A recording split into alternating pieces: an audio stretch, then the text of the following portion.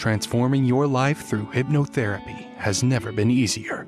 With the help of your host, Julie from coachinghypnosis.net, and these power-packed minisodes, you're sure to find yourself engaging in more positive behaviors around both your physical and mental health. Here's your host, Julie. G'day, it's Julie from coachinghypnosis.net, and you deserve to know the one colossal increase appetite hypnosis tip for 2022, because people have had enough of being a luminary of society and shredding a stupendous amount of weight at the same time. And I'm not a therapist or psychotherapist, but this is my 9th year as a clinical hypnotherapist in strategic psychotherapy. I currently help my clients online. They change their life without changing out of their pajamas, and you deserve to know the truth about what can be achieved with increasing appetite using hypnosis.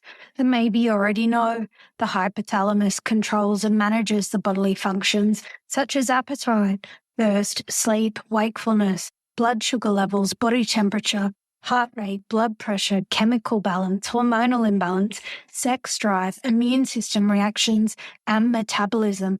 It also plays the most important role in your experience of emotions. And this part of the brain manufactures the chemicals for memories. And Dr. Joe Dispenza explains memories are first stored in the hippocampus. The chemicals manufactured by the hypothalamus and the amygdala activate the hippocampus to turn on different synapses to store the memory. This chemical reaction then encodes the memories into a distribution of neural networks in the cerebral cortex, cementing a long-term memory storage as a particular level of mind. And when you recall memories, they produce the same blend of chemical signatures, causing the body to respond. What I'm trying to say in a delicate way is check with a therapist if your loss of appetite is related to prolonged grief, trauma, or something else, and check with your doctor there are no underlying medical issues. The good news is a combination of hypnosis and NLP can be a great solution for getting rid of past memories, managing trauma, leaving them in the past, creating new life experiences. So your hippocampus has new memories associated to great times. And as the wise woman Eleanor Roosevelt once said, the purpose of life is to live it, to taste the experience to the utmost, to reach out eagerly without fear for newer and richer experience. And I don't know if you've ever read the famous spiritual book about the game of golf called Golf in the Kingdom by Michael Murphy. He mentions we play the game at many levels. We go in and out of extraordinary states of experience, and how deeply we do depends. Michael likes to incorporate principles of the Japanese martial arts Aikido in his game of golf, a technique known as blending. He utilizes his strengths with a club and ball and terrain by adapting his swing to every situation because he's learned to go with the dynamics of air, wind, and terrain, utilizing the energies of the situation to help rather than hinder. He tries to find an original golf swing in every situation and to never use the same swing more than once. And he would try to cross his senses differently, try and see and feel things at the same time. Mingling with the senses was one of the pleasures of his practice. For example, feeling the club or ball as an unbroken field, or hearing the waves of the ocean while hitting a bag of practice balls. And it reminds me of a very passionate Italian man who loves food. He loves long social dining, taking his time with eating. He gave a talk at the Erickson Foundation in Phoenix, Arizona, in the United States in 2019 on eating disorders. And as you and I both know, loss of appetite is completely different to an eating disorder, but this man, Camilio Loredo, just might be of interest to you because he describes as soon as you think of eating, we all start salivating.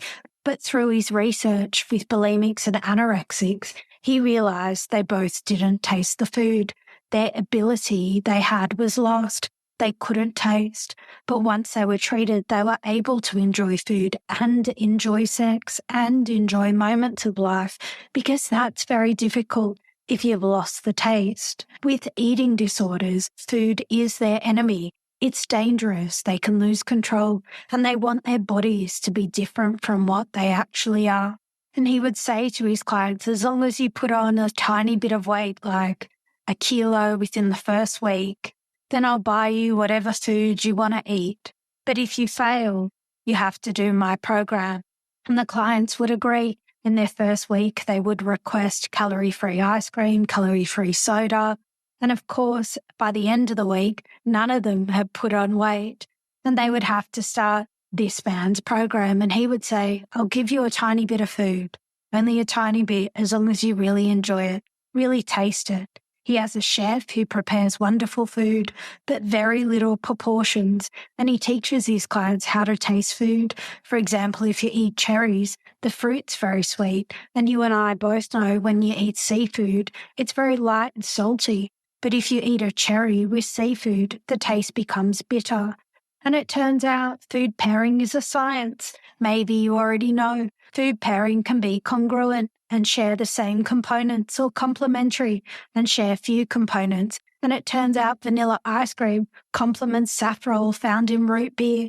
And who would have thought an ice cream float is the perfect pairing, because ice cream is cut by the acidity of root beer, or pork liver and jasmine flowers share the same compound, adol. And you can find this pairing in the 3 Michelin star restaurant, The Fat Duck in the UK. And if you were to be taken on a tour by Sabra chef Mary Dawn, she takes her guests through hummus tasting. She asks them to hold their nose and roll hummus around their tongue, help identify the flavours, and then to let go of their nose so the tiny airborne molecules of aroma head to the nasal passage and hit the sensory receptors. The participants said they could taste the hummus with their nose pinched, but it was different when they let it go. And you can try this at home with peanut butter or all of the home-cooked dishes you know you used to love. So here is the one colossal increase appetite hypnosis tip for 2022. Once upon a time, there was a princess who lived in a magical kingdom far away. One day it came to the princess's attention there was a problem in the province. The princess knew that these problems needed to be dealt with in order to restore a sense of peace and balance, love and harmony to the kingdom. However, she wasn't sure how to do it. The princess, being disturbed by these problems, thought about it all evening, and when she went to bed, she fell into a deep sleep. And while in deep sleep, she had a dream in which she dreamt she had a meeting with all the officers of her kingdom. At this meeting, there was present the Minister for Interior and Exterior, the Minister of Health, Education and New Ways, the Minister of Natural Resources, the Minister of Happiness, Acceptance and Love, the Minister of High Mind, Body Image, Integration and Action. Well, during the process of the meeting, all the cabinet officers were able to settle their business in such a way that each was happily satisfied. When the princess awoke from her sleep, she was joyous because she had learned to integrate, to find new ways to solve a problem. The princess went out and applied her newfound talent and abilities to managing her kingdom. So good was this process that even years from now, over time, everyone came to respect and love the wisdom and success of the princess in her ability to manage her kingdom well. So what if you thought about increased appetite hypnosis differently? And what if you didn't? The choice is yours.